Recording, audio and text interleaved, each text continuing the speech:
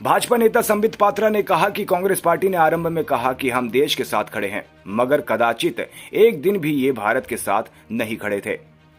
प्रथम दिन से ही राहुल गांधी, जयराम रमेश और तमाम उनके लोगों ने भारत की सेना, भारत के शौर्य पर सवाल उठाया है। ये सबूत गैंग खुश नहीं है। जयराम रमेश ने अपने बयान में कहा कि यहाँ आतंकवादी घूम रहे हैं, वहां सांसद घूम रहे हैं।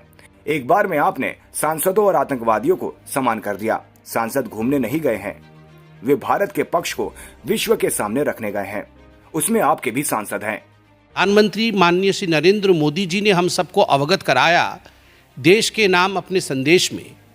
यह न्यू नॉर्मल एक बहुत बड़ी बात है।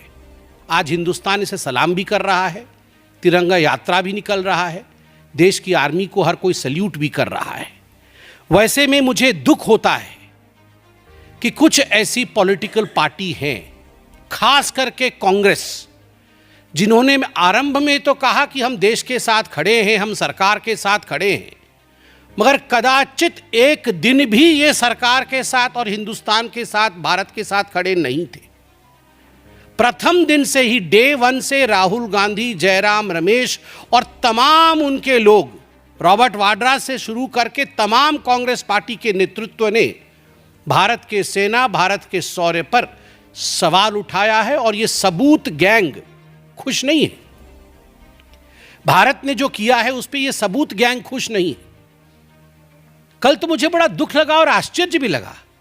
आप सोच के देखिए, जयराम रमेश जो कि दाहिने हाथ है गांधी परिवार के, उनका बयान आता है और उनके बयान में कहा जाता है कि यहां आतंकवादी घूम रहे हैं और वहां जो है सांसद घूम रहे हैं।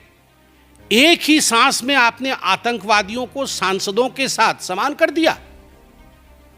अरे आप ये तो सोचिए कि जो सांसद घूम रहे हैं, जो सांसद बाहर डेलीगेशन में गए, वो घूमने नहीं गए, वो भारत के पक्ष को मजबूती से विश्व के दरबार में रखने गए। और उसमें आपके भी सांसद हैं, नाम हर कोई जानता है, आपके भी सांसद हैं जो अच्छे तरीके से देश के विषय को विश्व के पटल पे रख रहे हैं। और राहुल गांधी और उनके लोग कह रहे हैं कि आतंकवादी घूम रहे हैं और सांसद घूम रहे हैं। वो दिन भी था जब आतंकवादियों को पीएमओ बुलाया जाता था। तत्कालीन प्रधानमंत्री सोनिया जी के कहने पर आतंकवादियों को अपने घर, अपने निवास और अपने ऑफिस पे बुलाते थे। उनका सत्कार होता था, उन्हें तोहफा दिया जाता था। वह दिन भी हमें याद करना चाहिए जब सोनिया जी रोती थी आतंकवादियों के मृत शरीर को देख, मृत देह को देखकर वो रोती थी। उनको कंट्रोल नहीं होता था कि क्यों ये आतंकवादी बाटला हाउस एनकाउंटर में मारा गया। वह दिन भी थे जब 26/11 के बाद राहुल गांधी पार्टी करते थे, बड़ी बड़ी पार्टियां मनाते थे। वो लोग आज कह रहे हैं कि आतंकवादी घूम रहे हैं और सांसद घूम रहे हैं।